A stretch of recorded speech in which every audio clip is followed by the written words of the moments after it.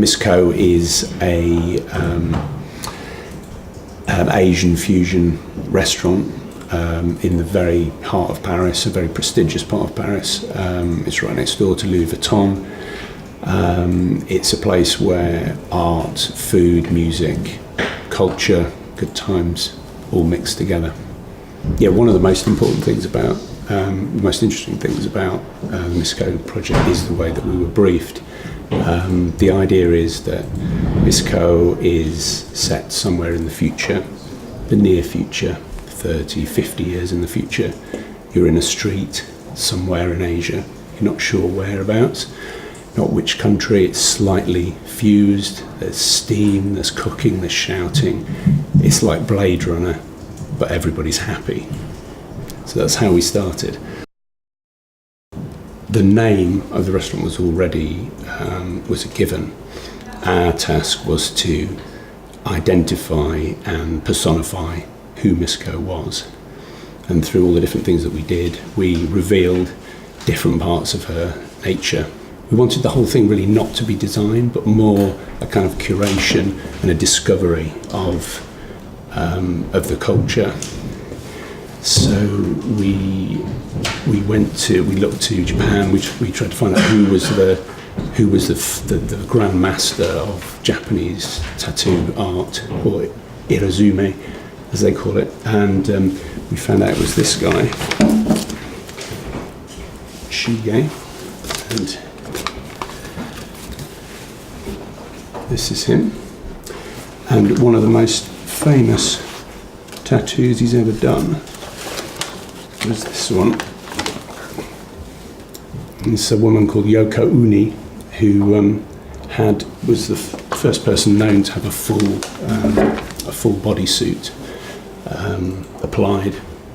So it wasn't possible to get this guy to do it. We tried, but what we did find is there was a major exhibition of Japanese tattoo artwork in London at the time, and we contacted the guy who was curating it.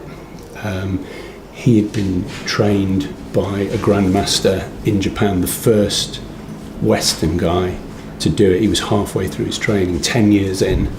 He said, "I'm halfway." He's a German guy. And he created the tattoo for us, specifically from the ground up. We started off by, as it is briefed in, with a conversation about hopes and desires for it, the sort of the forms that might be in there. But after that, you leave it, even when you're doing it on your own body, you have the conversation, and they will then create something for you, and you have to trust in their skill. The real decision was how much of her identity, of her actual face, to show. And we ended up in the end not showing her face at all, so that you focused on the symbolism of the work. The decision was to keep her completely anonymous in the tattoo pictures, and to use sections of the body to go on different things, and then through other objects you would find out other layers of her personality, of who she was, without ever really finding out who she was. I'll start off with this small passport style book, which has photographs of this small Asian girl eating strawberries, ice cream, cake, with this look of glee on her face. And the idea with this is that this is Misco as a child before the tattoo. So that's the dessert menu. So the second of the books is a cocktail menu, whereby we illustrate each cocktail has the name of one of her friends or influences in her life. Yeah, basically it's a dynamic logo. It moves. We have signage outside in the street which it moves. It's only some of the time you can see it as a formed logo. which we quite like the idea of, that sort of slightly impenetrable language, cultural barrier that you can have as a Western person going into Asia. That the signage, for example, it looks like a little piece of a Tokyo side street, with 3-4 different signs stuck together, a mass of wires hanging down, and this strange flashing little sign at the bottom. No real reason to it other than to catch the eye and make you question what it might be, but perhaps not fully understand it. We spent all of the budget on the tattoo artist, unfortunately, so we ended up having to try and be quite economical with the rest of it.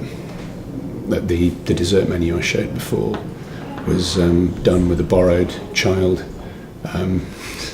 just in my house, walking around with a student photographer. I think the budget was £200 for that book, as opposed to, I think, nearly £20,000 for the tattoo.